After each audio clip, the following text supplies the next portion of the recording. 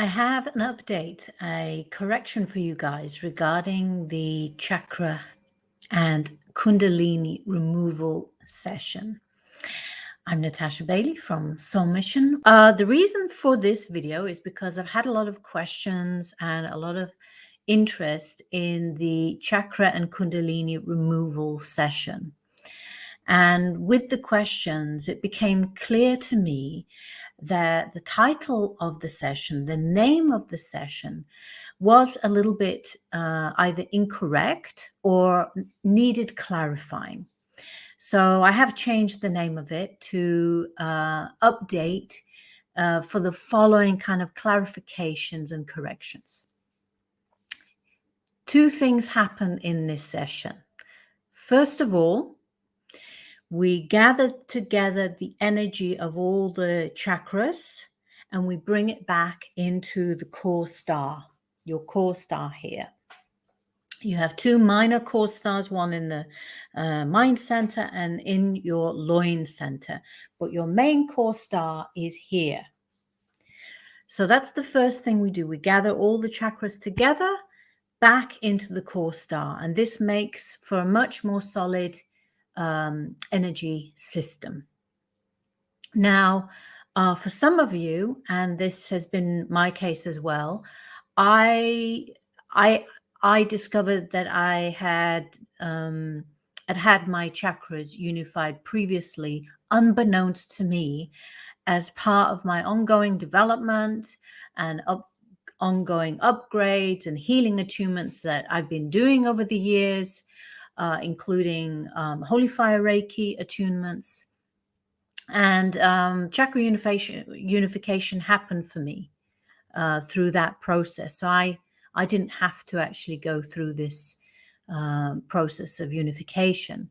The other way that this can happen is when people have been doing, and I mean a lot of work, like decades worth of work in terms of clearing and balancing their chakras, especially their lower chakras, because what begins to happen is as we balance our chakras and clear them out and they're functioning properly, what happens is the membrane between the chakras starts to dissolve. So what that means is there is a greater flow of energy. So there isn't a distinction between all the chakras. So they become one as well.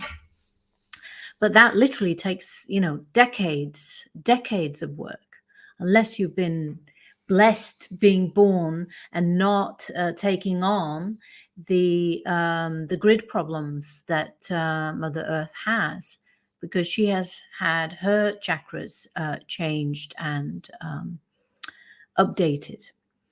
So that was the first thing that happens in the second, in the first part of this session. The second thing that happens, and where I want to clarify, is about the Kundalini. The Kundalini is your life force energy. We do not remove it. But what we do remove is false reptilian ties attached to your Kundalini. They're attached around your body, above your crown chakra, and below your base root chakra. So that is what we are doing. We are not removing the Kundalini. We are removing the reptilian ties to the Kundalini. So, so thanks to all your questions and comments, I had to go back and double check with my mentor and say, hey, are we really removing the Kundalini here? And that's when he clarified and explained, no, it's removing the reptilian ties attached to the Kundalini, because your Kundalini is your life force energy, and you do not want anybody siphoning off energy from your Kundalini, not reptilians, nor other beings or other people. So that's why we do this session. It's like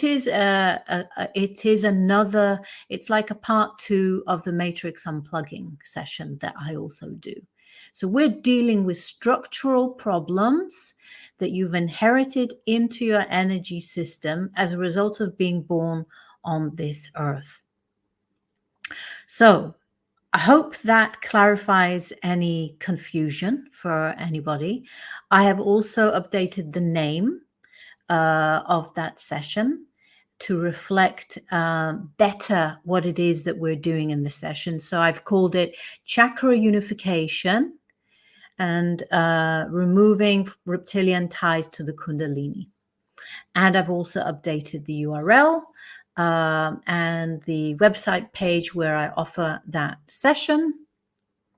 So anybody who's been watching the previous videos, they won't have the up-to-date URL, but I'm going to put it, you should see it in the description below.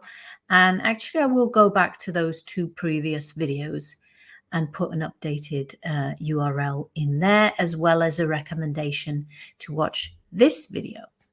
So I hope that brings some clarity to you all. And as always, I welcome your comments and likes and shares. And yeah, I'm wishing you a wonderful day. Take care. See you in the next video. Bye.